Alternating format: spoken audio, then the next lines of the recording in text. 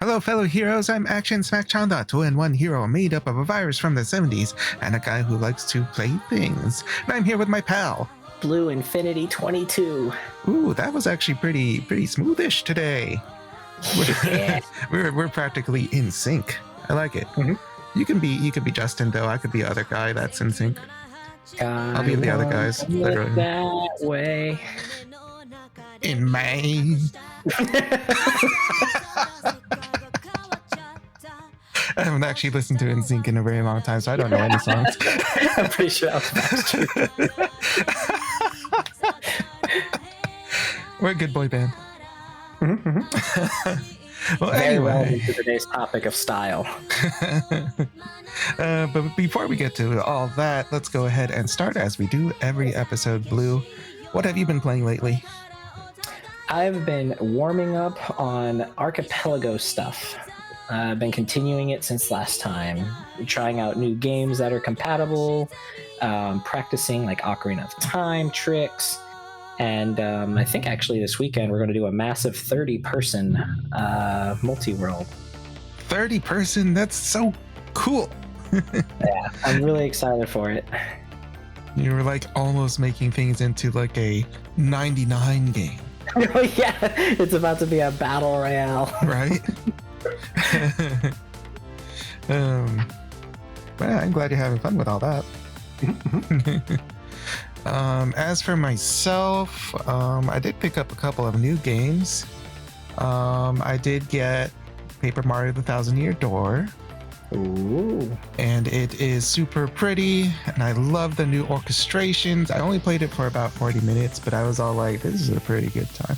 Oh yeah, like the visuals just hit you immediately. Yes. And like they do a couple small like changes as well for presentation where like one really cool example is at the start where Mario and Goombella, they actually turn to see the guy getting jumped in the background and then they just go back to their conversation. Yeah, it's really subtle, but they add like these extra little expressions on the characters that just weren't there before. Yeah, like there's a lot of really cool updates to it.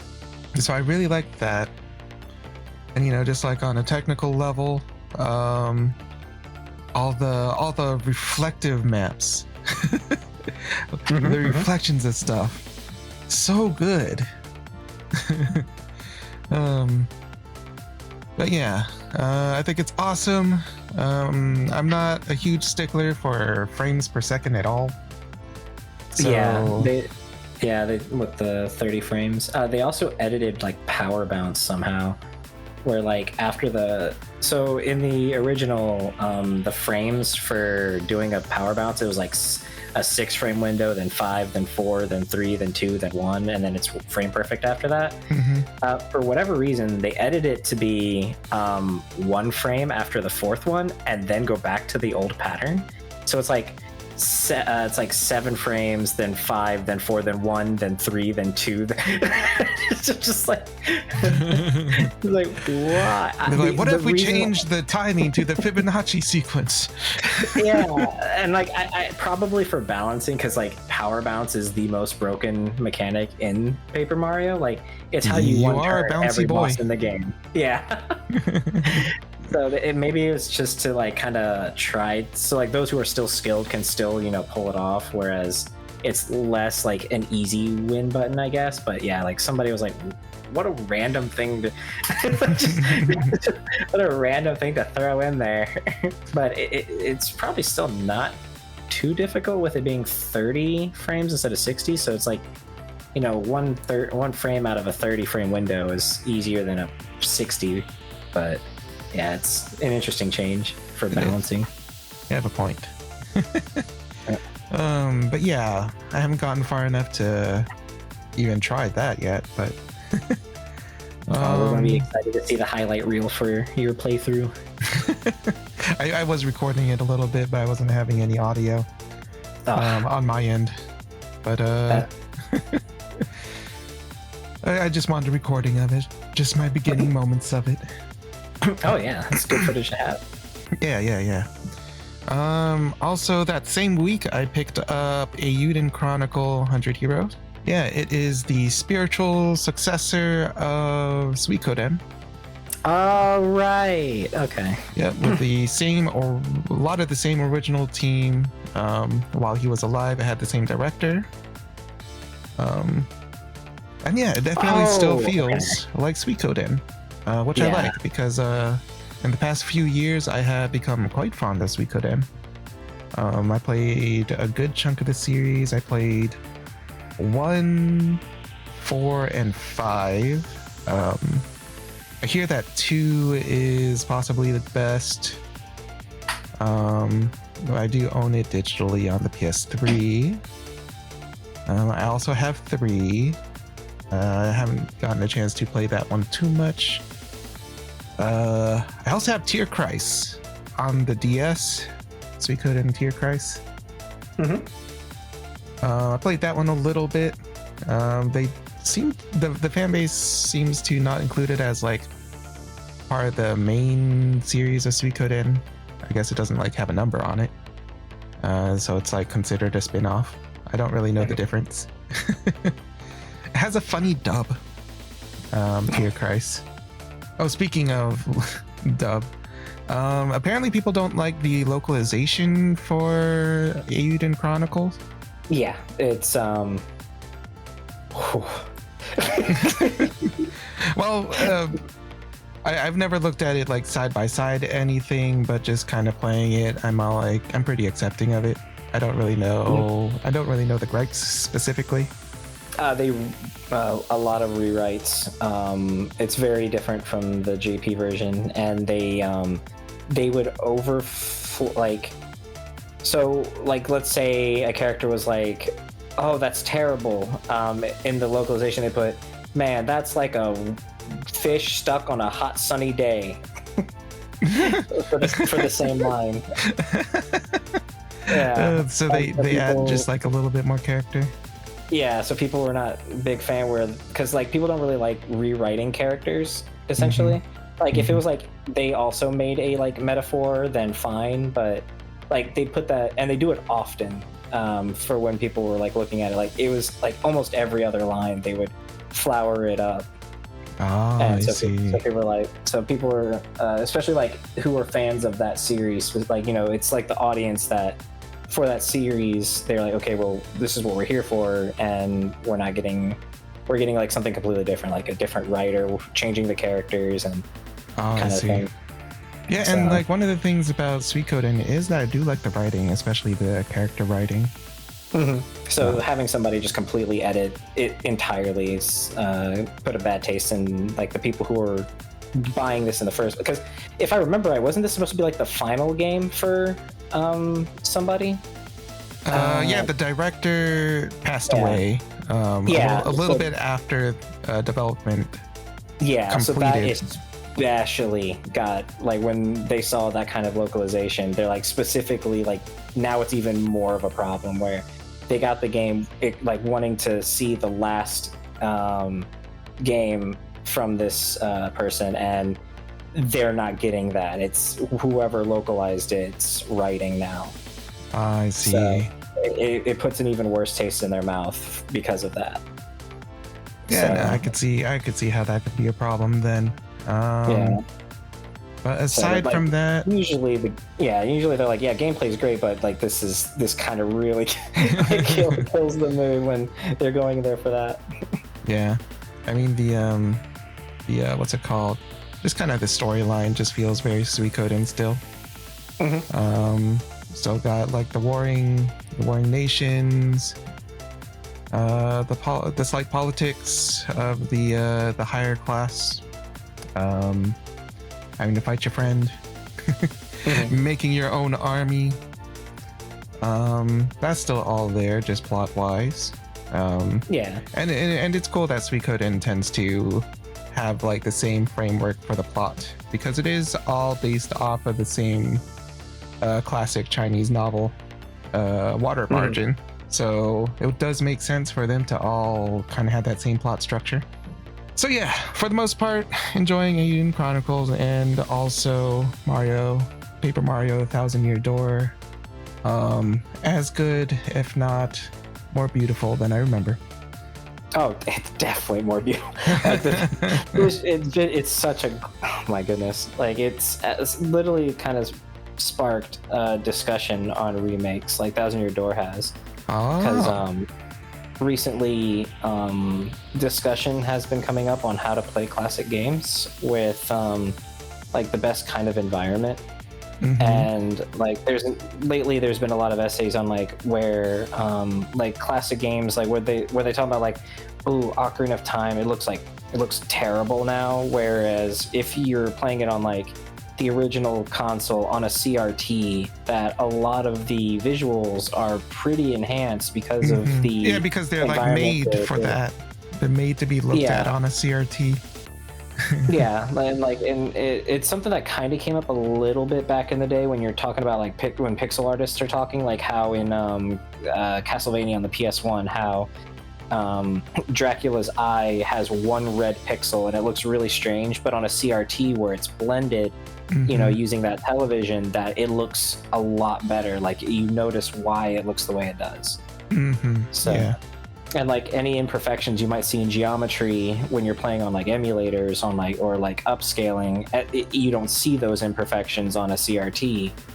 So it's like so Paper Mario kind of revived some of the discussions where like the best way of experiencing classics, because like HD releases can sometimes highlight those imperfections, whereas with like Thousand Year Door, where they built it from the ground up, like is that a good way of experiencing those classics as well, where some of the details or charm might be changed because of the different direction and visuals kind of thing. So Thousand Year Door is just gorgeous, and it's really cool to see like those kinds of discussions for classics as well as newer games.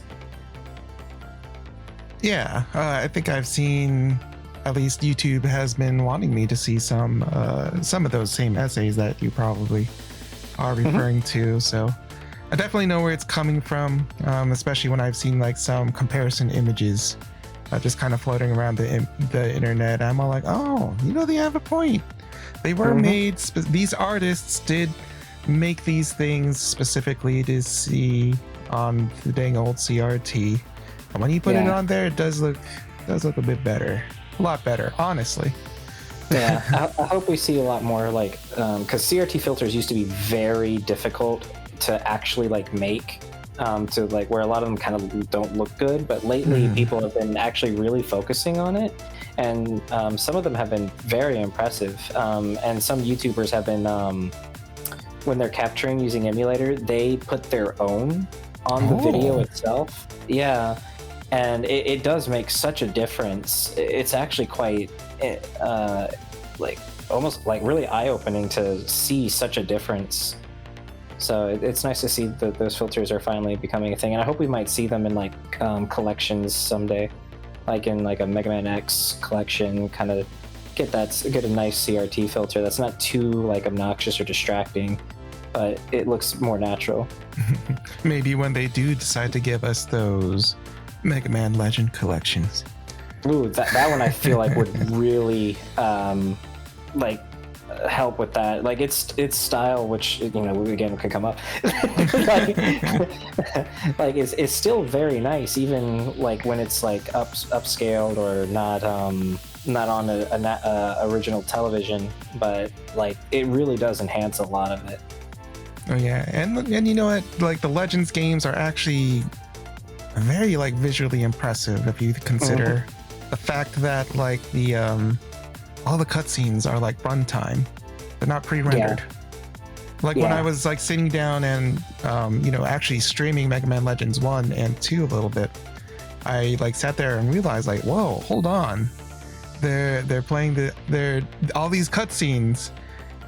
They're straight up like cinematic cutscenes that are just using the in-game graphics. They're not pre-rendered or none. They're not using visual novel style whatevers. Nah, this is just them showing off the runtime technology, and you know what? I dig it. Definitely. Well, anyway, I think we've teased our subject a little bit much for now, so let's go ahead and get right onto it, Blue. So, video games with their theatrical capacity for visual and musical presentation that complement the audience's agency throughout the gameplay experience excel in immersing players into their fictional universes. Each game has its own approach to musical and visual style, building an aesthetic that can strongly resonate with the audience. So what are your favorite game aesthetics? So, man, wondering again if I should just go with like my favorite. It's like, should I build up to it, or should I just go start off with that dang old bang? I will let you choose this one this time. I think I'm going to go ahead and just, so I mentioned it in the last one, but for me, like, The World Ends With You has a style that has never been matched by any other game that has ever come out. Not even by itself? No. It's actually quite crazy. Like, they had to go with a slightly different approach with the sequel, which it does feel natural, the change that they did. But like, even when they do the re-releases for the original game, they still weren't able to really replicate it. Like the way that everything was so meticulously made on the DS, and its artwork, its style, its pixel art, like it does still look good in the vector part in the re-releases, but it does kind of lose a bit of its like style or charm.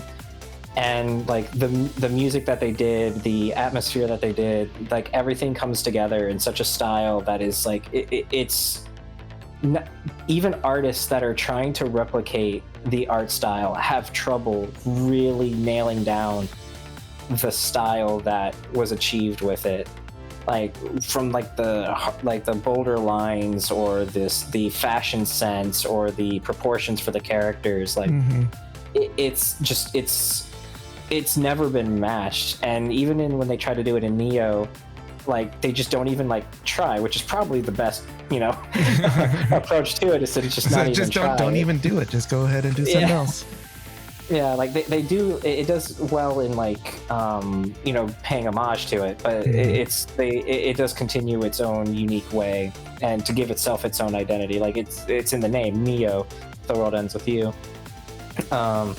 And even when they do the additional, like when they reference the characters in other games, like the look of it, you can clearly see that it's trying to reference that style, but can't quite pull it off properly. Like when the World Ends With You cast is in Kingdom Hearts, like they can kind of get the proportions, they can kind of get it to kind of like reference it, but it doesn't quite land as it as you might want, which I think is why Neo did, because it went 3D. And so in order to really properly put that style that really only works for 2D into a 3D world, they did a few alterations, which I think was to its strength. But yeah, like, and the soundtrack was specifically made with the intention in mind of what like a teenager might have on their MP3 player. And like every song has lyrics almost, and it really was just such a time capsule as well. Oh yeah. So it's like everything comes together in such a perfect harmony to make something that's extremely unique, and The World Ends With You is just so fantastic in that. Oh yeah, like going back to like kind of the Kingdom Hearts thing, just me not having played The World Ends With You, I always just kind of like looking at it peripherally, thought that it was more or less the same art style as Kingdom Hearts, with Nomura being the main artist and stuff. But when we do play Dream Drop Distance and meet up with the World Ends With You cast members, that's the first time I realized the art style is different. Because they do look that they are proportionally distinct, and even like the philosophy for the outfits, the fashion is also pretty different. I never really realized that, just because I never really compared them side by side until the last time I was playing Dream Drop Distance. So it was really interesting to see. And I think the time period that it was made does also have a pretty big impact on, those design choices. It is such a time capsule of like kind of the early 2010s, kind of late 2000s-ish, like the fashion, the Shibuya punk kind of look. But yeah, no, that's a good place to start. I like it. Really cool aesthetic, very distinct. Nothing else is like it, not even itself. Correct. But I think for my first pick, I will have to be pretty similar to you, Blue. I have to start off with a bang, one of the most important ever. And just like you, I talked about it last time. And of course, you already know I'm about to talk about Kirby Dream Land 3.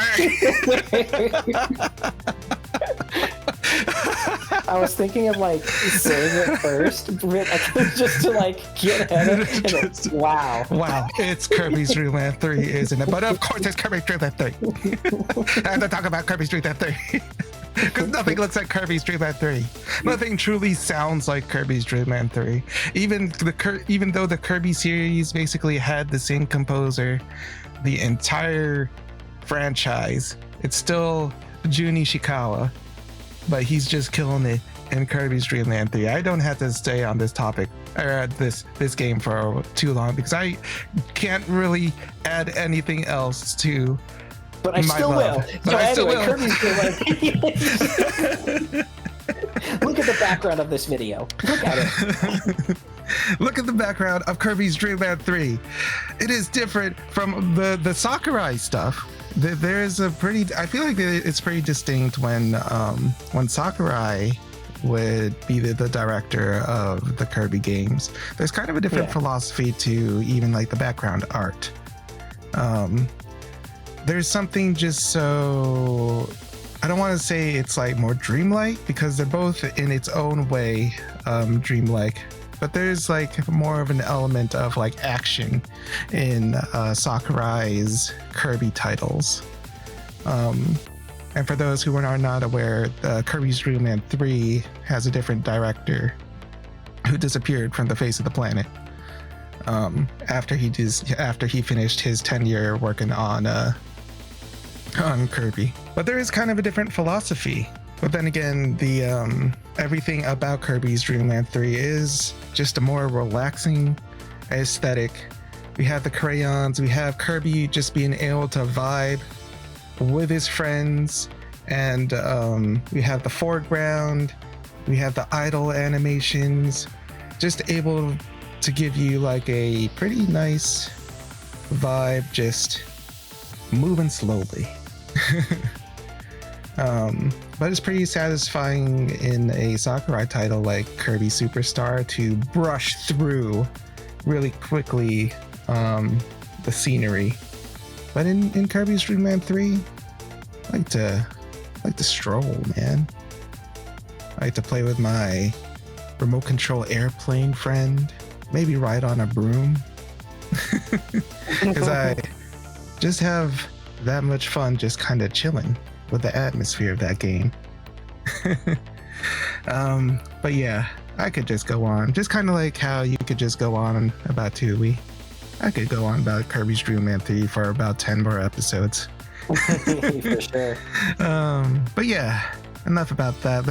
Let's get to your next one, Blue. For me, Sonic Adventure 2. Oh, that's so cool. Like it had they're still trying to recapture that and they kind still of style. Fail. Yeah, like even just looking at like the visuals, like it's the bluest Sonic has ever been. Like it is such a deep blue. He is a blue boy. Yeah.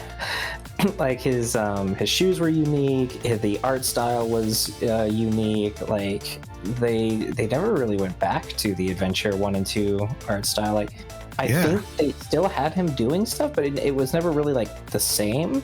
I think he went to go do some of the advance games as well, and they still look really good. Oh yeah, but, yeah. Like it never really hit.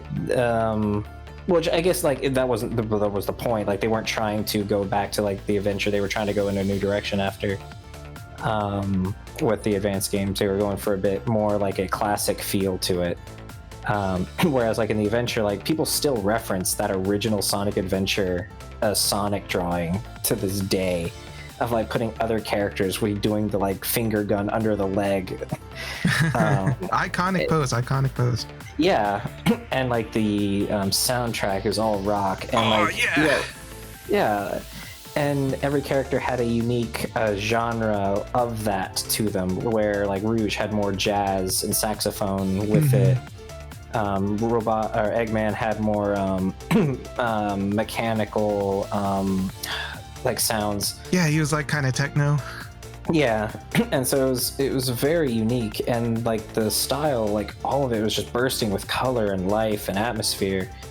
And it was just so, like everyone remembers it. Like everyone, even people who haven't played it, they know of it.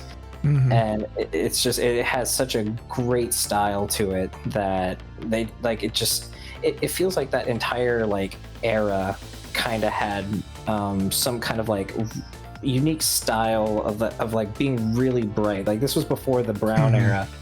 Where like it was like all of that's what like I remember like the early like PS3 era. Yeah, everything was like dark hues, like browns, blacks, grays, and more like gritty and realistic. Where like just before that, it was a lot more like bright. Even Halo was really bright, like full of color, at that time, and like. I'll bring up more examples later, but yeah, it was just so like fantastic and fun, and it felt mature, even though it was like a children's game.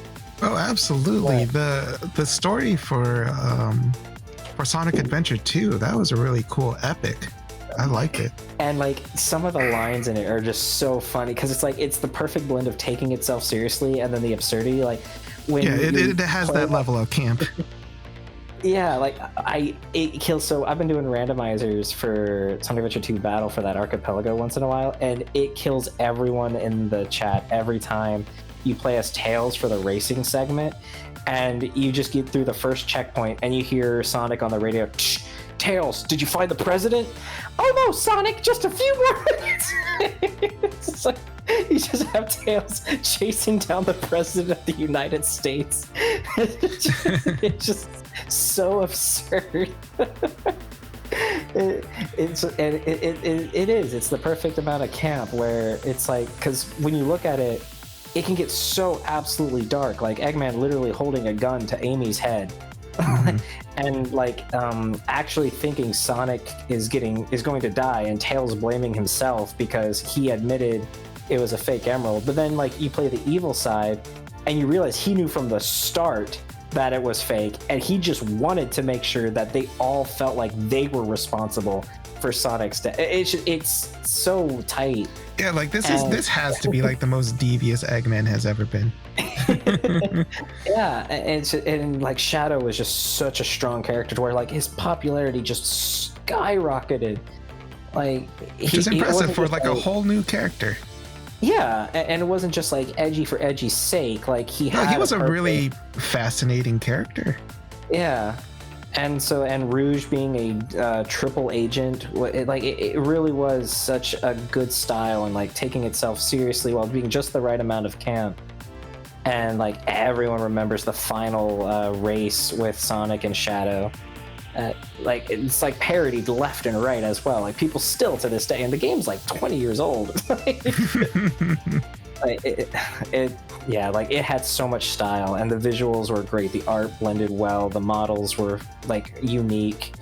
There was so much attention to detail, and it was a game that was made under massive crunch with like half the staff that the first game had, and they still pulled it off really well. And it was one of the few games that was developed in America. So yeah. Because Sonic was always more popular in America, so they moved Sonic Team here. So City Escape is based off of outside their offices. That's cool.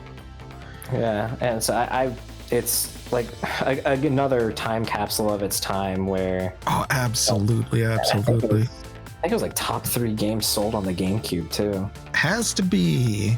Sonic Adventure 2 Battle? Come on. Yeah.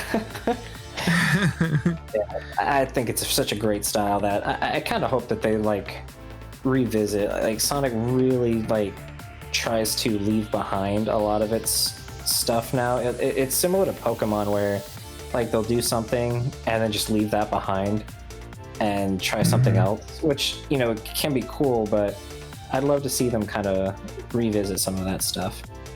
We can always hope. But no, it's a really hard aesthetic to make work. Like the style of music. It's a really hard one to work with because it's so, first of all, it's so of its time. Like and it had a purpose. Like they had a specific goal with it.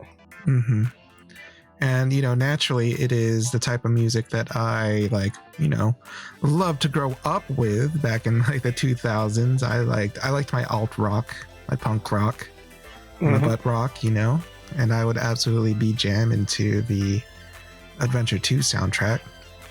And it also was the perfect blend of East and West because, like, you know, the guitarist being Japanese while the singer being English, and like the campiness of the lyrics comes from how rough the translation actually was, where it's like people are like, you know, have you listened to Live and Learn? Like even the singer, you know, mentions how like difficult it was because it was written in Japanese and then they tried to make it work in English because that was the style they were going for.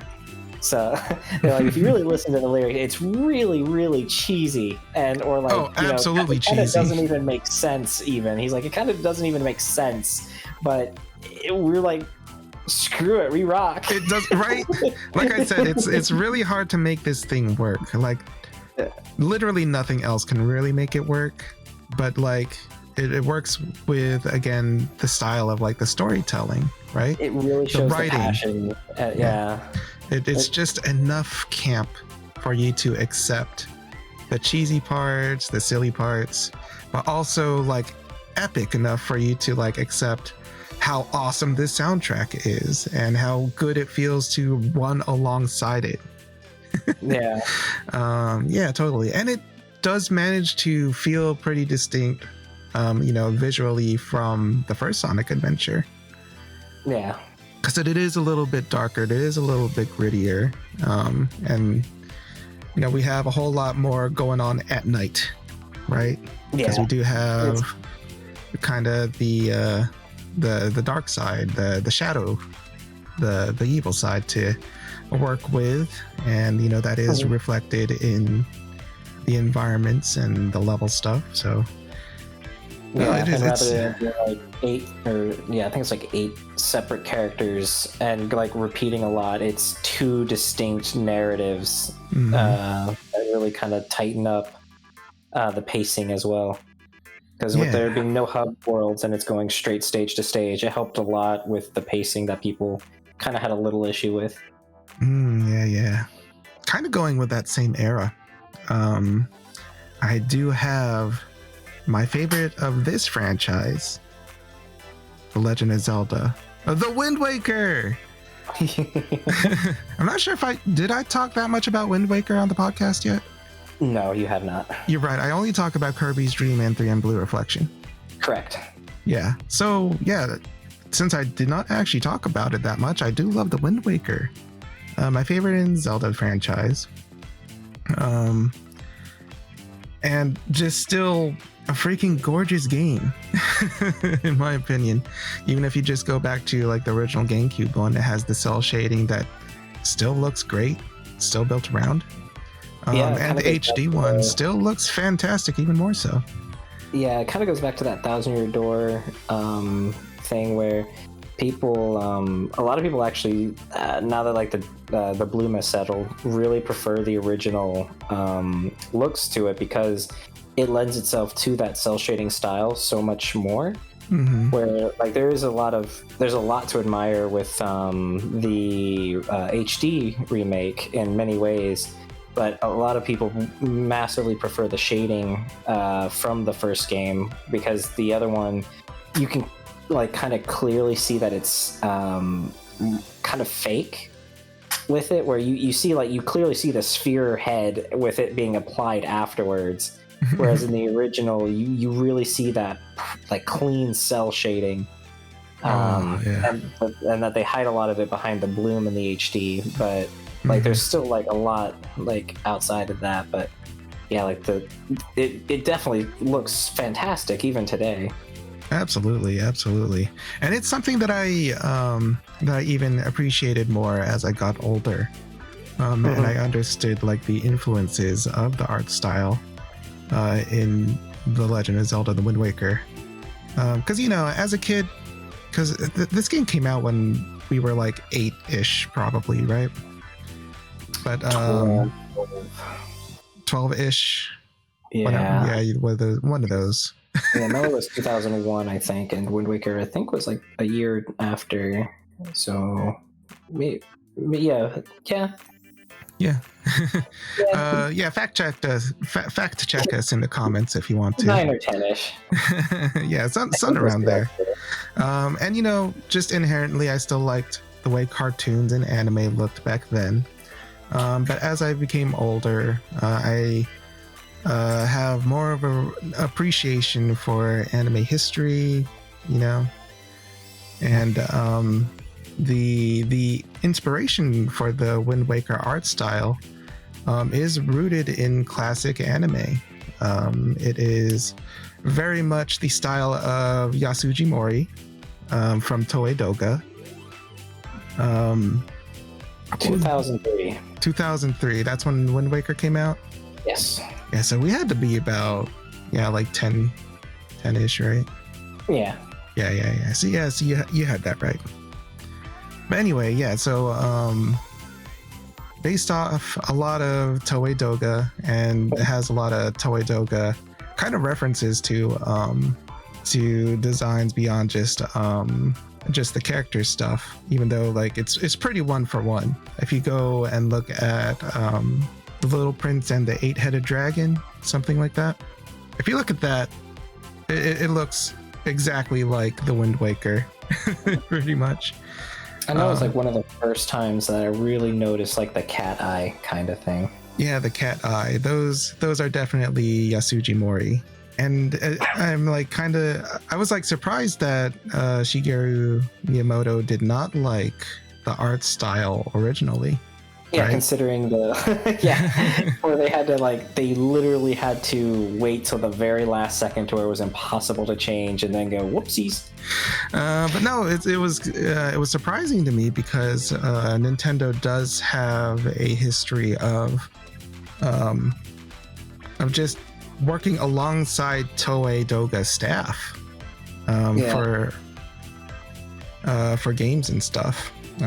Or like even like the old, which after that, I'm also going to bring up like the older Zelda games had a very heavy like Disney inspiration, so it's like the kind of cartoony aesthetic. It was surprising. I wonder if it's like the current direction at that time being Ocarina of Time, and he'd been working on that for like 7 years. If maybe like that was just kind of like the direction he wanted to keep going at that point. Yeah, it's probably you're probably around right with that. Which one. is even funnier considering he was known for flipping the table kind of thing. So it's like again, where listen, man, he likes it when he flips the table. If somebody flips the table on him. He's like, wait a minute. Hold on now. Keep that on the floor. I'm just going to be a producer from now on. But no, ultimately, I believe it was the right call. I think it was Eiji Aonuma already at the director's seat for that one. Yeah. I like that. And the music is awesome. In Wind Waker, I love like the folk fiddles. You know what I mean? Mm-hmm. It's like kind of folksy, kind of. Yeah, it's even kind of Celtic, maybe. Yeah. I love that music. It's wonderful. Like that very same song that you were humming just now. It just plays nonstop in my head every time. Every time I think of Zelda, honestly, not just Wind Waker. Just love that. All the character designs are awesome. And for a generation that loves showing off just how fantastical the water looks, this one has like a pretty distinct look to the water. Granted, it does have, its own very nice physics. The cell shaded opaque water, completely different from the times, because they were, a lot of other games were showing off like the translucent glittery water. That was the whole reason Sonic Adventure 1 existed. Yeah, and why the final boss was also made of water. They specifically wanted to show off how the Dreamcast had the best water of all consoles, so that's why there's so much water. So much water, but this is the Wind Waker water, man. Stands up, still looks good, because it was trying to do something completely different. I think it was actually like see-through for a while, and then they were like, yeah, this just takes a lot of processing. I bet, but like for the art direction that they were using, it fit perfectly. It just goes to show, again, with like style and like art style and direction, like how much it can really work and like kind of take over that kind of thing. It's an art style, it's an aesthetic that I just love more as time goes on, because if you can't tell, I like my anime history, and it is rooted in anime history with its Toei Doga inspirations, and even without that, it still just looks fantastic. And I like that they took the chance on being this way, because in my opinion, it paid in spades. Now, from their eyes, it did the opposite, so that's why we got Twilight Princess. But you know what? It's not bad. Going the complete and opposite direction, I'm not mad about that. Because, you don't need to try to do Wind Waker again. I remember getting, like, Game Informer, and when they showed the preview for Wind Waker, the absolute trashing that it did. They gave the game, like, a 3. They're like, this game, they were like, we don't know what the hell happened. Like, how we go from something impressive to this. Like, is this like for babies? Is this for children? Like, I'm like, yeah. It's like, well, yes, actually. like, oh man, like, and it was like the biggest failure of like every Zelda game. Like, it was just such a colossal failure. Like, but now everyone's like, yeah, actually, it was the best. I'm like, okay, guys, all right, guys. Like, actually, I always thought it was great. I mean, personally, I'm that guy. I always thought it was great. Too. I always thought it was great. We have 3 copies of it. Right? Yeah. I adored Wind Waker, and I'm glad that we got to still see it continue, even though it was like way later. Like Phantom Hourglass and Spirit Tracks, and I know those ones aren't like the most popular, but I did enjoy my time with them. Yeah, and like even like just for as far as like style, like every Zelda game can kind of fit the topic, because like looking at the original for the first 2 Zelda games, like their style is just in such a unique league of its own. Like the monsters just look like menacing if you ever see like their original artwork. And Link with his like rounded nose. And the style and the fact that there's 2 Zeldas in them is really cool, and like one of those like fun little trivia that you can kind of pull out to impress your friends. So yeah, there's actually 2 Zeldas in Zelda 1 and 2. And like the art style, it's more like a kind of like a Dungeons and Dragons kind of feel versus like later on. And with Link to the Past, it's got lots of like wizards and really bright colors. Ocarina of Time with its more darker and like I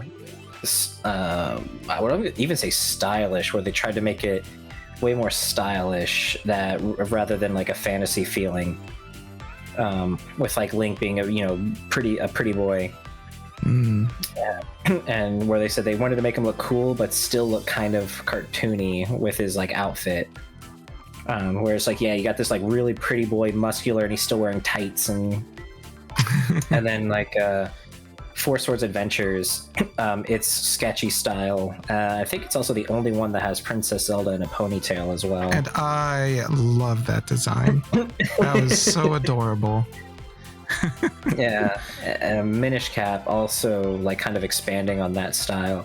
Breath of the Wild with its like painterly look. It's just like they always have something creative and unique for the aesthetic of a Zelda game that it always makes itself so memorable. Like Twilight Princess, like it's probably the only one of the only series where you can post art from any of, at least a long running series, any piece of artwork, and you know immediately which of the like 50 games that it's from. That is true. That is true. They do put a whole lot of effort in making those worlds distinct from each other. Yeah, and I think it's very cool, like that you can do that. Like, and it's similar with like how the music that they go, where they always have a theme with their tracks. Like, you know, the instruments for each game, it's unique. With the ocarina focus, the harp focus, the trumpet focus, the piano focus, and probably as I'm saying these, people can immediately know which game I'm talking about. Oh, absolutely, absolutely. So yeah, so I think it really does kind of sing to the style of a game where it can do that. That's enough about my Zelda: The Wind Waker. What's your next one? Was that your mine? Because I was going to bring up the original Zelda, so I was like, no, this is a good. That was actually just your next pick. Oh, okay. I didn't realize that the ball was in my hand. Yeah, he's sitting there like, wow, this guy really is just like going on a tangent. He's like, wow, listen to this guy. Just he doesn't stop talking about Zelda. I stopped. Like, what is this? What is this? Like Dreamland 3, The Legend of Zelda? Like, what is this? But no, you bring a good point. Like every Zelda game, distinct aesthetic. Yeah, because like that original one, like even like just looking at Princess Zelda herself in the first one, like many people listen, man, you can't get me started on talking about my Zeldahime. Yeah, like people look at that and not even realize that it's Zelda because she's just so. It's similar with Peach, where her design kind of evolved over time. Yeah, Daisy especially. Daisy went through 4 different designs. She went through so many designs, all of them a cutie. But anyway, let me bring things over to another thing that I mentioned before, because not yet. I'm gonna talk about Touch Detective. But you already know. But no, Touch Detective, I talked about it I think a couple episodes ago, because it's another one from like around high school, maybe like middle school, that I was playing and found myself pretty enamored with its art style. It has it's a little goth, it's pretty creepy cute, as the kids might say. I've never heard actual kids say that. I probably said that more in my life than any middle schooler these days, but no, it has like this creepy cute Saturday morning anime feel to it. Like it has like a little bit of edge to it, so it doesn't feel like absolutely just for kids. And it lends itself to pretty unique kind of storytelling, because befitting its creepy nature, it kind of allows the stories to go and have a little bit more of a dark ending. There was an ending in like the first Touch Detective where I was all like, wow, we really just emotionally scarred a little girl and left it at that. Granted, you know, it wasn't all on her, or you know, Mackenzie, the main character. Much of the corruption itself was from the adults. But yeah, but I love the art style, and the music itself. It's a pretty good vibe. I can find myself just kind of I find myself just kind of sitting on the map screen and just kind of listening to the music. It's because it's just like an upbeat little tune. kind of timeless. Not really like a time capsule game like like you might get from Sonic Adventure 2. It's just kind of just has this timeless Saturday morning.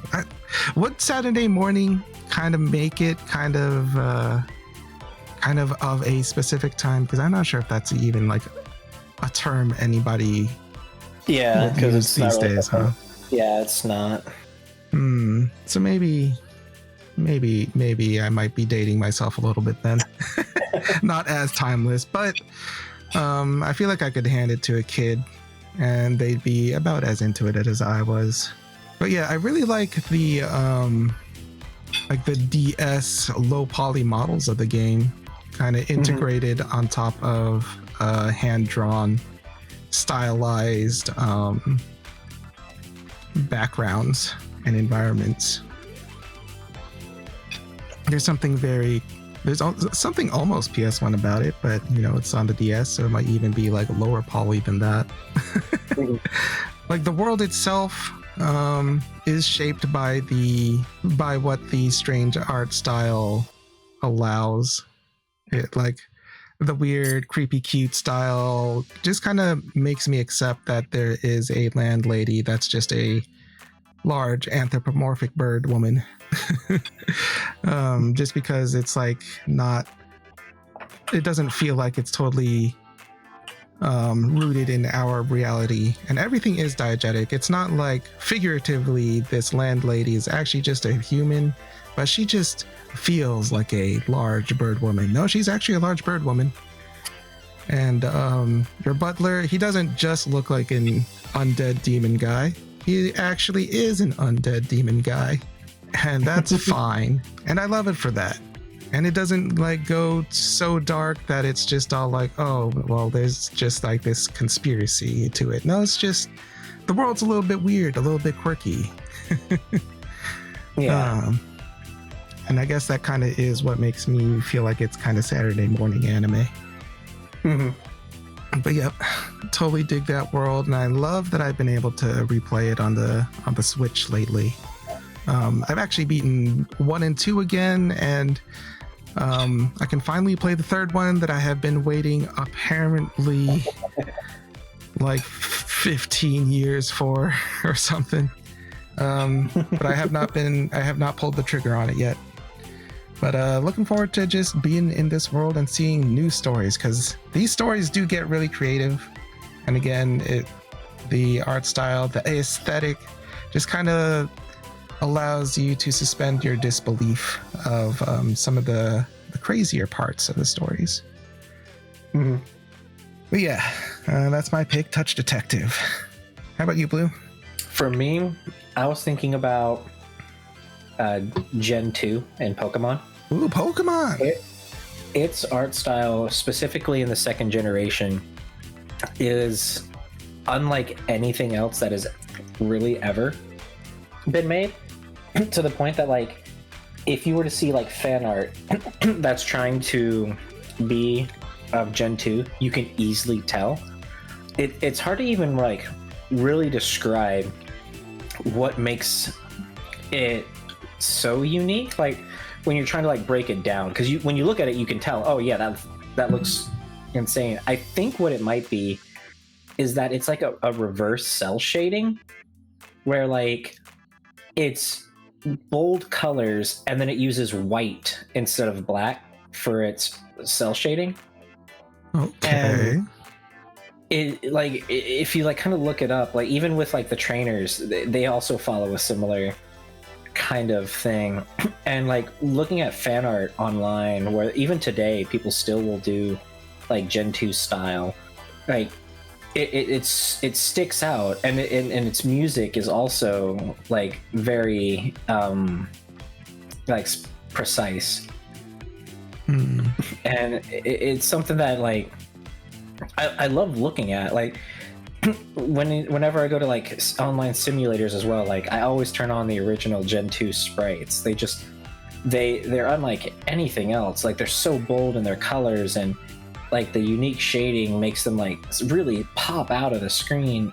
And they even continue it into the Pokemon TCG on the Game Boy as well, where it's actually like incredible what they do with it. Like I can go for hours describing like how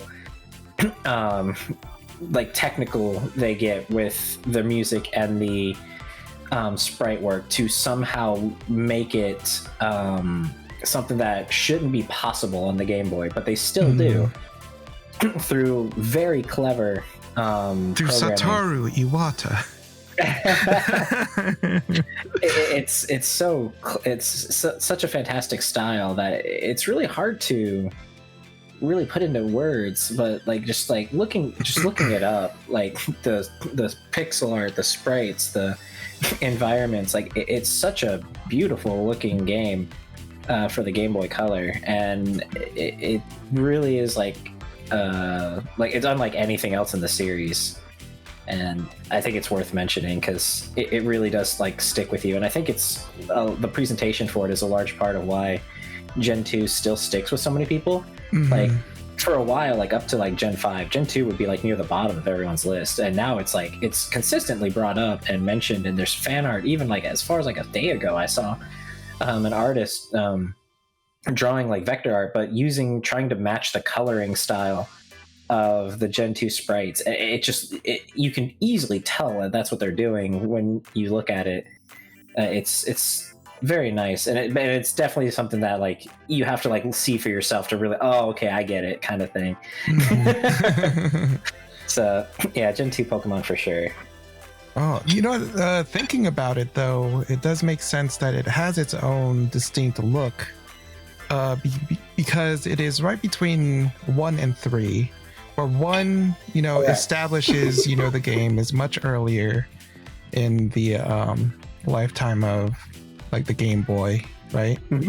And 2 has the opportunity to refine what they're doing with that, but also is working with new optimal practices and has to approach things a little bit differently to work with the hardware, but also it being before 3, and 3 is on a completely new console. It's going to be looking different because 3 has different specs that they can push. But 2 is still working within a different limitation, but it's also stepping up from 1. So no, that's really an interesting place to look back it's on. more grounded and cemented in what they're like going for. Yeah, because like a lot of the old Pokemon sprites, they didn't quite mesh with its art yet. Like for example, in Pokemon Yellow, they tried to make the sprites match the anime or the official designs more, while the back sprites were not touched.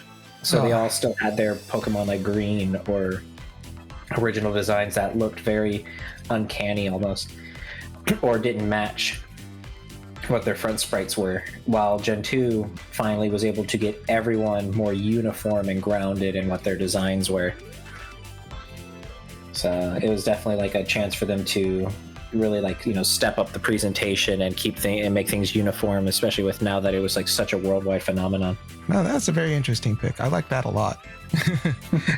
Thinking about just how hardware does affect a game's aesthetic, right? So yeah, cool one. Let's see here, and I will take the ball.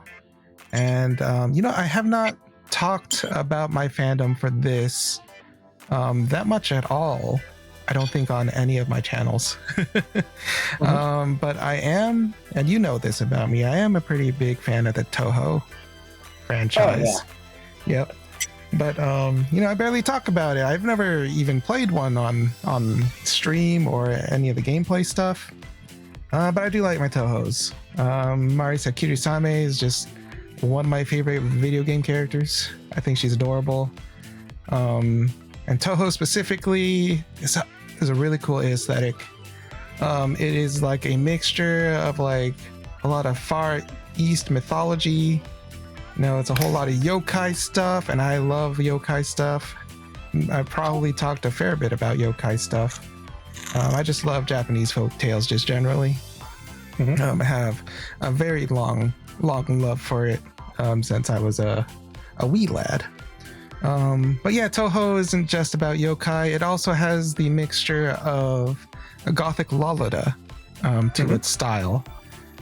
And again, it's not something I talked a whole lot about, but I'm a huge fan of gothic Lolita designs. Rosen Maiden is another like quintessential gothic Lolita style piece of anime and manga media. And that is, one of my favorite anime and manga series in Rosen Maiden. And, it helped establish my love for Gothic Lolita fashion. One day I'm probably going to pump out a Gothic Lolita style Smacchan. Look forward to it.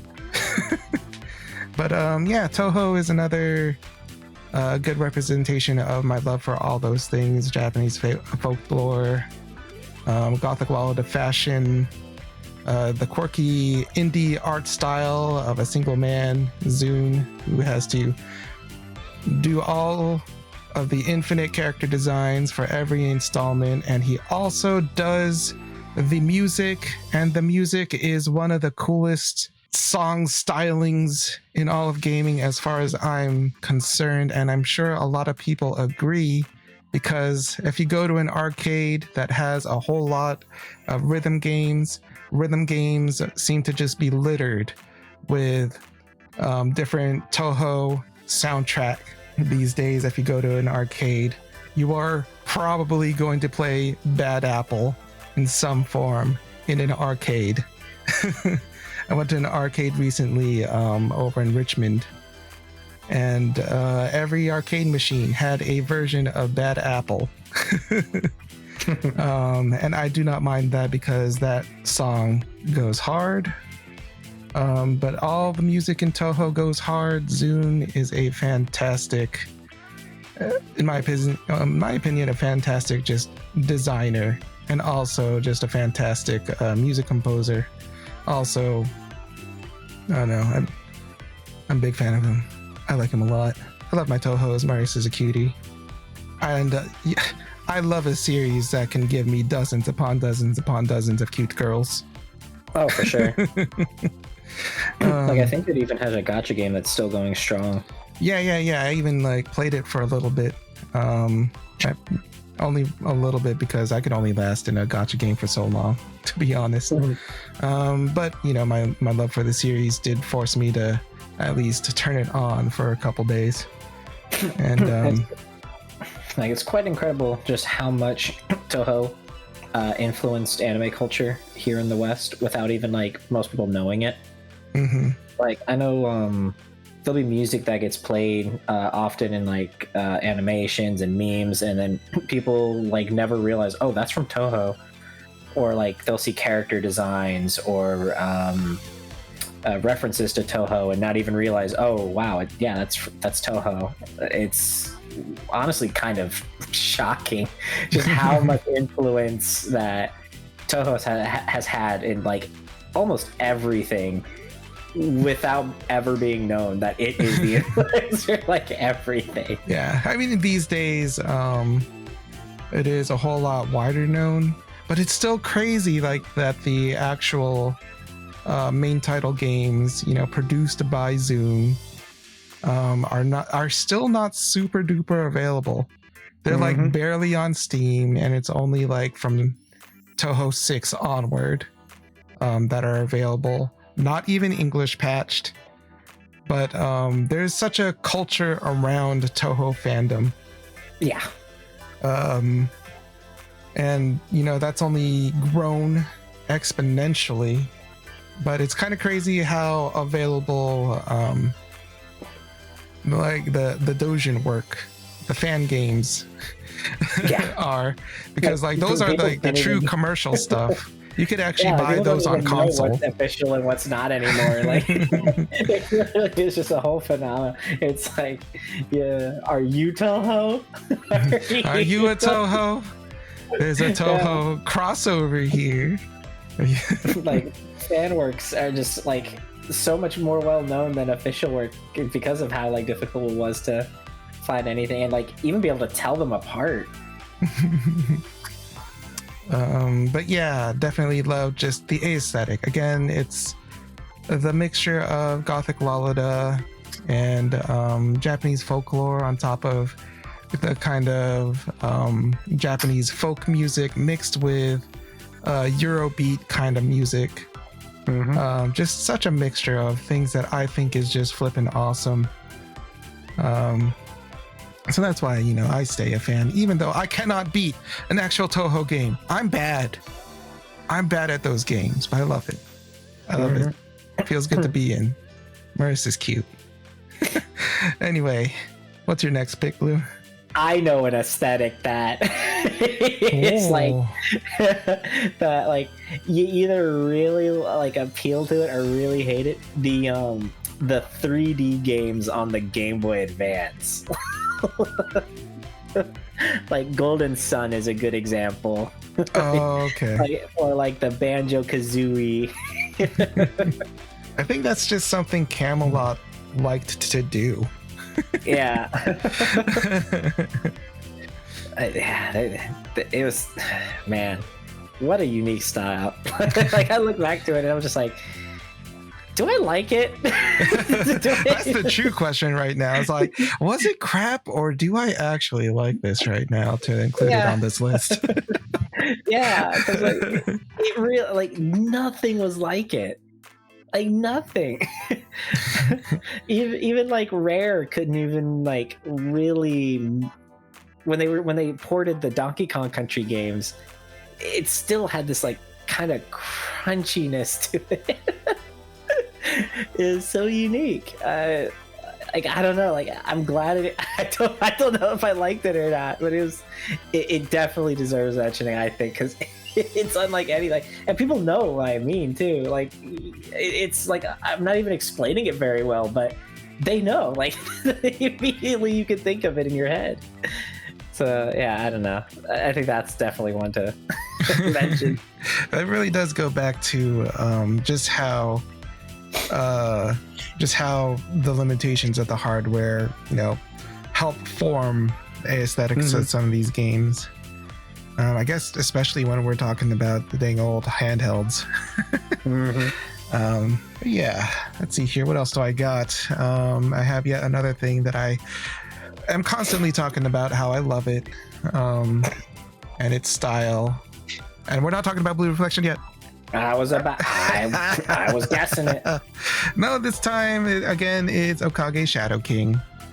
It is, Yep, it is a game that just looks very much like Tim Burton making an anime game, and I love that. And it's very much in the same vein as Touch Detective. I think I've mentioned that before because it just has like this goth look to it, this goth feel to it. But I don't think I talked that much about the soundtrack. It's like a really unique experience, and the music is really good. I don't even know how else to describe it. It makes you really want to just kind of run around in that world. It's a little bit theatrical, but also still distinctly like a video game feel. I don't know. But it's very well composed. I like it a lot. Like right now I'm even thinking about the field song that you run around to. It just, a lot of things about that game is just so unique except for the gameplay itself. It's the aesthetics really. Yeah. That really hook me and keep me in. I also really like the story, but that's not what this is about. The UI, we haven't talked that much about the UI elements in these games, but the Touhou UI, I really love, like the start screen and stuff, the borders. Again, somehow a very distinctly Gothic Lalada mixed with. Yeah, but pretty similar. The Okage Shadow King has a very distinct UI to it that I really don't see in any other game.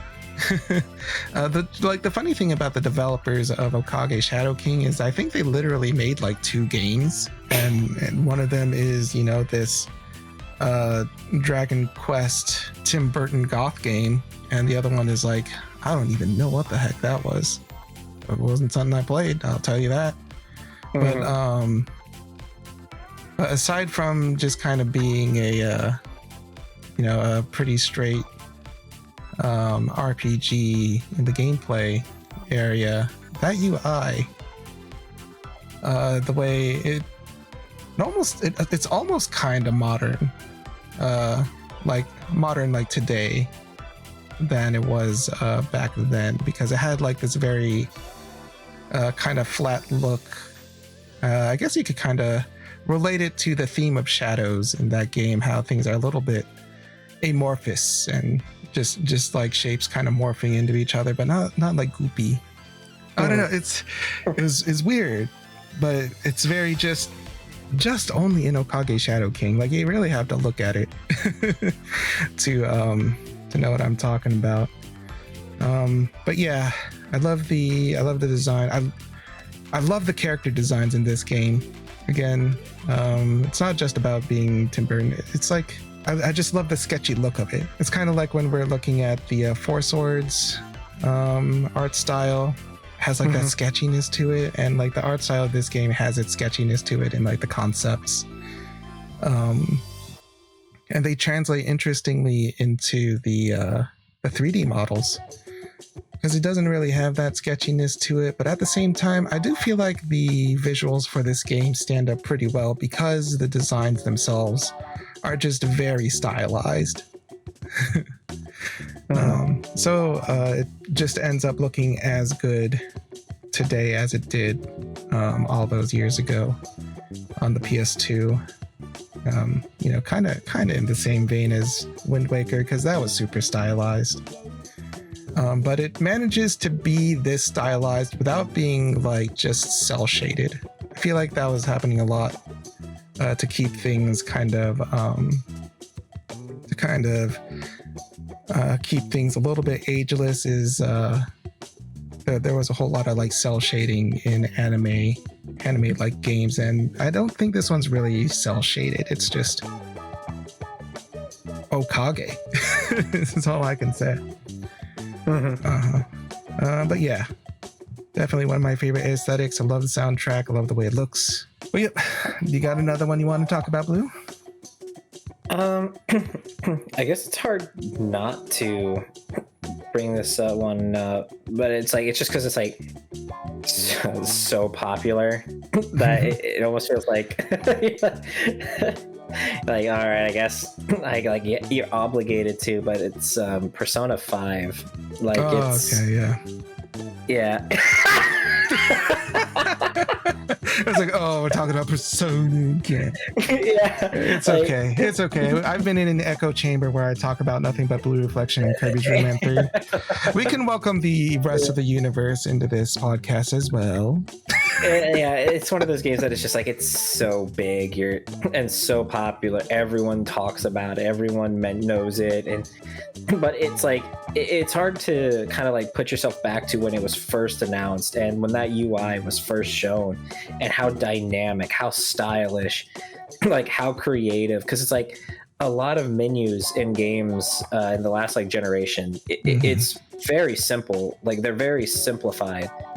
Like, even older games that get remade, like Mario RPG, the menus are simplified and less of an aesthetic that matches the gameplay now, because they go for like, was it the term where it's like visual over usability? I forgot the like actual terms of it.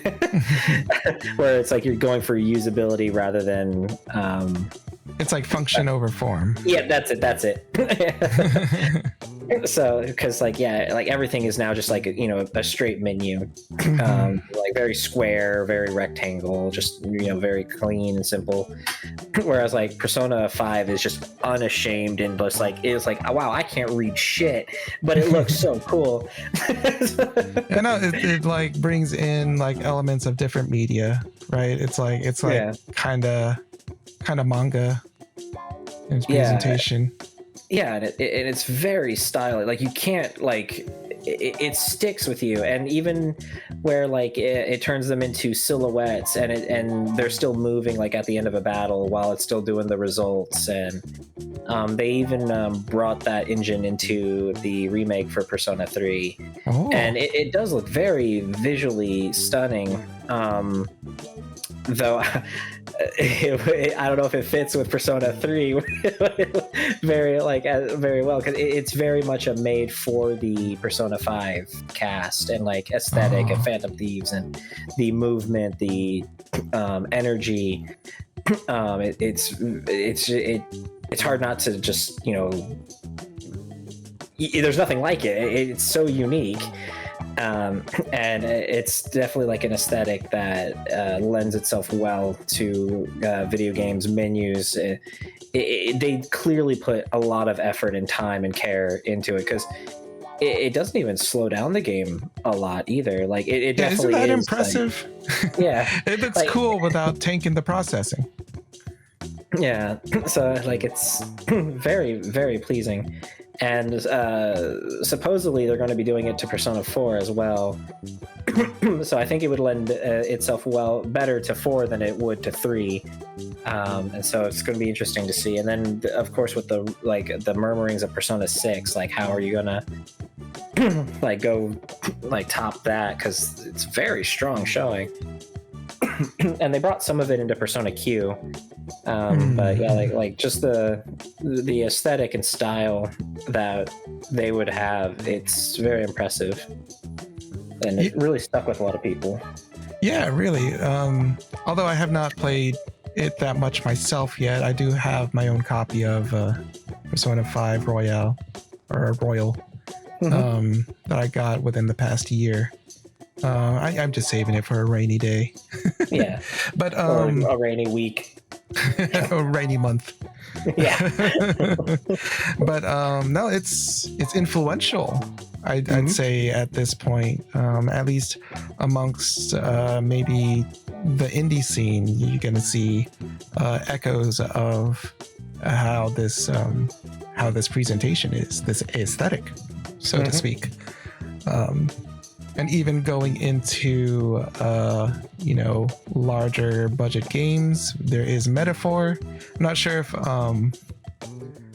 it's right to really say that's like an echo of it. It might just be the same designer. Yeah. But it's building off of that. But it shows. Yeah, it just shows how much it really did stick with people, and that they wouldn't go with it again if it didn't really.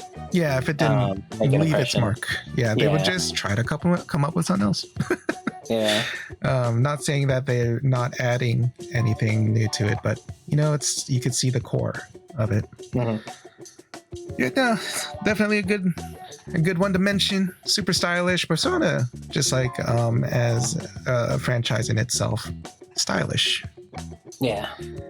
Let's see here. I talked about Okage already, and I need to talk about another one that I'm obligated. That is still not Blue Reflection. I am still obligated. I'll believe it when I hear it. I am still obligated to talk about Katamari Damacy. Specifically, We Love Katamari, the second game in the franchise. Although I think gameplay wise, I do like the first game a little bit more, but the presentation of the second game does take a slightly different approach, a little bit more stylized. It's slightly, I want to say, what's it called? It's a little bit pastel, on top of being, Katamari Damacy, which is just an aesthetic in its own self, man. Katamari Damacy, it's big, it's bright, it's kind of, it has like these paper cutout looking, sort of animations that kind of remind me of Studio Shaft anime. But, it's freaking Katamari Damacy, man. Yeah.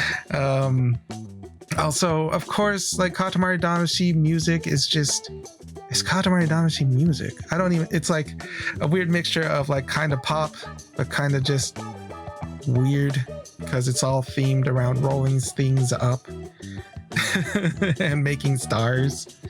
They somehow just have a bunch of these songs that are made specifically for Katamari Damacy. At least in the first two games. I'm not sure about everything that is after the first two games because I haven't exactly played all of them. I absolutely love how they do it in the second one. The aesthetic, the visual department steps up, and I was thinking about it.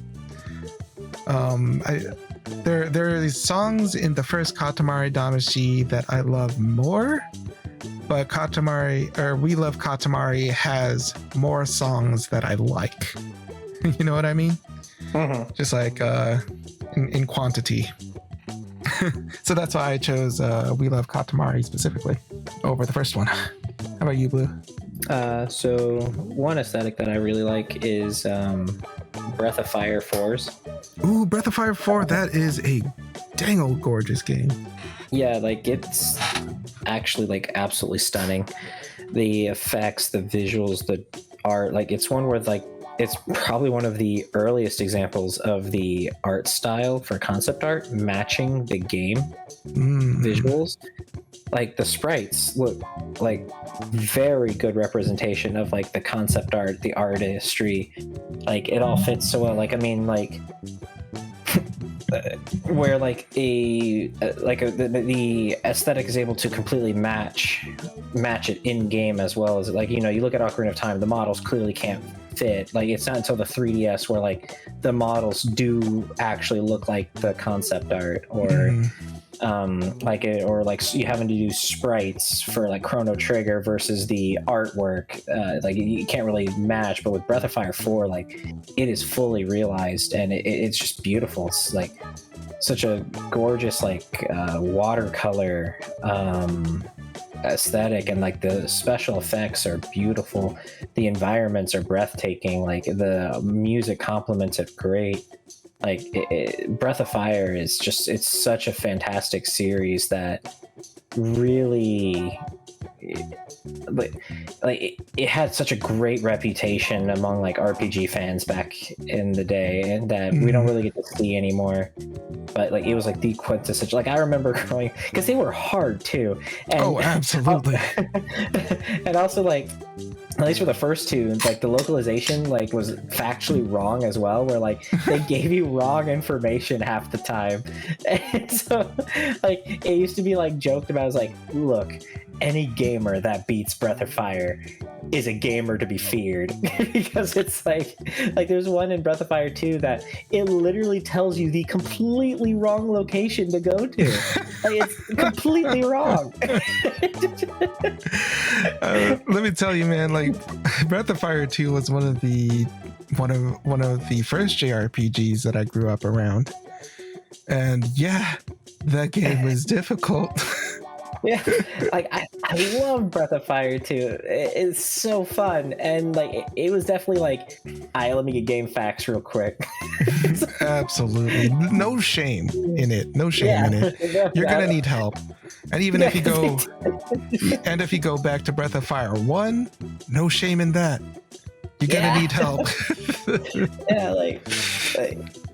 like. They give you the wrong location. They lied to me. Straight in the face. Yeah, you want to go there. It's wrong. Yeah, like, but the visual style is just beautiful. Like, and the battle system in it, like the presentation, like at the time, it was so much like, you know, the usual like Final Fantasy fare where, you know, straight line, side profile, whereas Breath of Fire tried to be more dynamic, where a lot of them would be like, in the first game it was diagonal view, and in the second one they would be in like a square but fully animated idle poses. And and that just throughout this series the animations just look better every time. And they're already gorgeous. Yeah, it was a complete step up versus like it was like you're sitting there like you would sit there and be like an elitist saying, oh yeah, the JRPGs I like, Breath of Fire. Like it's just like wow, because like they were so detailed because they were larger sprites for the battle animations, whereas like Final Fantasy, like even 6, like the overworld sprite is the same sprite that's in battle, whereas in Breath of Fire it has simplified overworld, but then you saw the full detailed models in the battles. Like you got to see the full armor and animations. Like it was beautiful. Like man, it was such a gorgeous style, like that series. And yeah, like nowadays it's obviously not as impactful as it was back then, but yeah, it was like one of the like, oh yeah, this isn't your dad's RPG. Even though probably literally it is now these days. But no, I totally agree with 4 being the most gorgeous, but I freaking love 2, even though it's such a flawed masterpiece. I love 2. Yeah. And you can still find the art books online, and it's beautiful. Like I ended up buying one just to have on my shelf. It's beautiful. Oh, I know exactly what you're talking about. I want one. I need to get one at some point. But yeah, definitely gorgeous aesthetic. And like musically, they always do something different. Like 2 kind of had like almost like a Mega Man X style to like the battle music. You know what I'm talking about? Oh, definitely. And then there was just like that jazzy chill in like Breath of Fire 3 that you wouldn't expect, but for some reason it just works. And then like again, Breath of Fire 4 doing something else. But yeah, totally nice aesthetics to go with. You know what? I think I've teased it long enough. Of course, I'm going to talk about Blue Reflection Blue. Blue Reflection, and I'm going with the first one. I think I like aesthetically a little bit more because there is a larger focus on shot composition in this one, to the point of being form over function. Granted, like, because there's such a impression that just walking down the hallway in the school in Blue Reflection 1 just kind of makes me feel at peace, because the lighting is so gorgeous. The way the sunlight, the light shafts just go through the window and hits the floor, while Hinako moseys very slowly down the hallway. Granted, you are able to like fast travel to different places, but I still like to just mosey along with Hinako. One, I like looking at her. I think she's gorgeous. The character designs are fantastic. I've talked about the character designs a fair bit already, I think. And like the music, Blue Reflection has some of the best music in games for me. They do such a good job with the leitmotif of like the main Blue Reflection theme that they use repeatedly throughout the games and also into the anime. And I was listening to like the version in the anime through Spotify, because they actually have the OST for the anime on Spotify, and just listening to the music from that anime tells a story in itself, very thoughtfully composed, and that's still within the games itself. The way they reiterate on the same melody of the Blue Reflection theme song throughout all the games, and like the battle song itself in Blue Reflection 1, sometimes they put it into Blue Reflection 2, and I get like re-excited for it because it's such a cool song. And then I get like slightly disappointed when it's only there for the cutscene and you get a different song in the battle, which is still a cool song.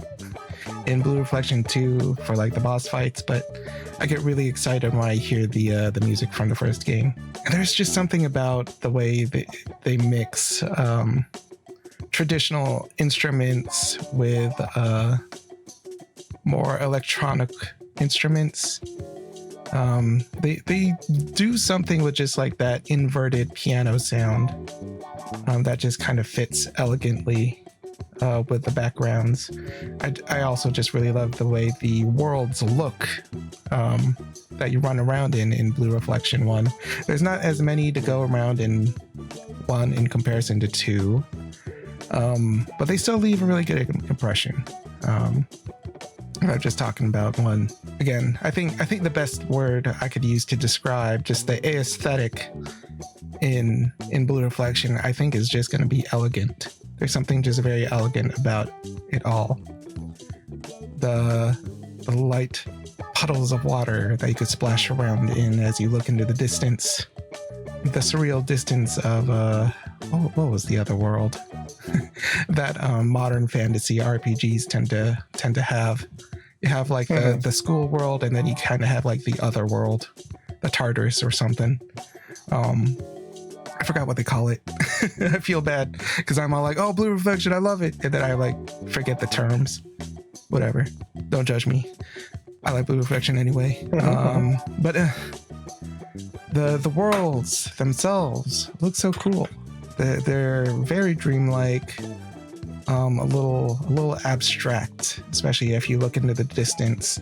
And that's what I like about a lot of PS4 kind of double A PS4 games, is that they're able to do a lot with like the limited world exploration and the kind of environments that they put in to make them beautiful and stand out. There's like something kind of post-apocalyptic about the settings, but not quite, but it's not dystopian. In fact, everything is very brightly colored, saturated, just surreal, and ultimately elegant. But yeah, that's just all my love for Blue Reflection, especially 1. I will say that I am distracted in 1 by the jiggle physics, because it's way more extreme in 1 than in 2. They actually dial it back, even though you get way more girls to look at. But I'd say that's actually a strength for Blue Reflection 2, Blue Reflection Second Light, because it is a little bit distracting, a little bit off-putting to be immersed in the elegance of the rest of the visual style, and then you turn a corner and the main character girl's chest is going all over the place. A little bit. It creates a different tone. And it's kind of funny, but also I'm not trying to get into that mood right now. Although there are times in Blue Reflection where it's okay to be in that kind of mood, because it is still kind of fan servicey. Gust likes its fan service, but they're better at creating a fan of you first, I'd say. But yep, that we could all cross Blue Reflection in the list off of our bingo boards. What else you got, Blue? Oh, okay. So it actually got me thinking about one that I feel like people by the end of it thought overstayed its welcome, or became too like diluted with how it was the fad at the time. But thinking back, like, I really liked the hyperdimension Neptunia style. Like, where those kinds of CGs were everywhere at that time, like in every game, every visual novel, every like that kind of like very detailed but bright anime CG style. But I thought like it was very visually appealing. Like, all of their box arts, you could make posters and they would fit like phenomenally. like, and they would pump them out so fast too. They do it so fast. Yeah, like, and I recently got Sinner and Kagura Cross Hyperdimension Neptunia, and so I'm going to give that a shot. But that one like does look fun. That one looks fun. I watched my brother play it a little bit. It looks fun. Yeah, and like the aesthetic for Hyperdimension Neptunia, like they really stuck with it, and they, like, I would say even perfected it. Like it's just such a stunning aesthetic, and it's a cool idea behind it, of it being the console wars. Which is probably a foreign thing to most people now. Oh yeah, it barely matters these days. Yeah, and like honestly, it's like probably the earliest example of like bodysuits that are now like way more common in like gacha games and designs these days. Like I think it was one of the first like really popular, like at least that comes to my mind, where it really like fit a really cool aesthetic. And yeah, like it's very bright, very vibrant, very detailed, and it was a very fun style, even with like the visual effects. And I also like series that have like a unique way of doing eyes, and that was definitely a game that had unique eyes. Oh yeah, definitely has its very distinct art style. Yeah, and that's what that came to mind while you were talking about Blue. I was like, oh yeah, I'm thinking about it. Like,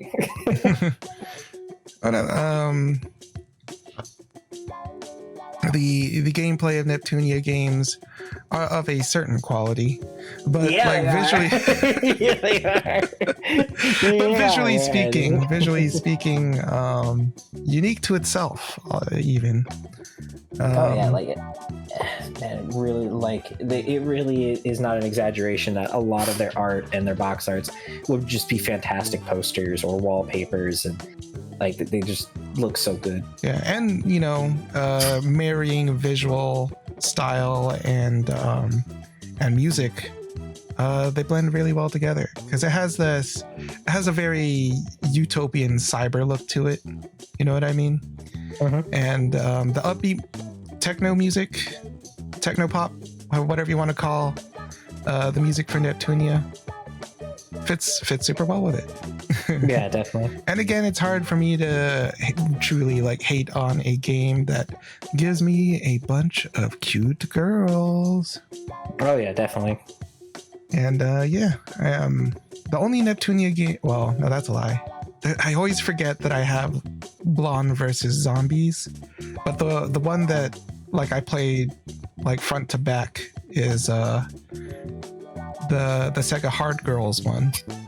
Yeah, that was fun. I enjoyed that.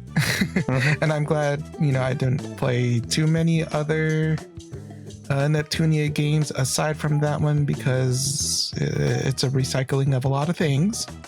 But if you just play one, yeah, it's a fresh experience that first time. They pump those out, which is it's still an impressive feat. Yeah. And the fans of the series, they come for that stuff. Yeah, they do. I mean, no, don't take that out of context. they put down the money for that. Yeah, they do. Well, all right. Yeah, gorgeous. Good night, everybody. Good night, everybody. Podcast over.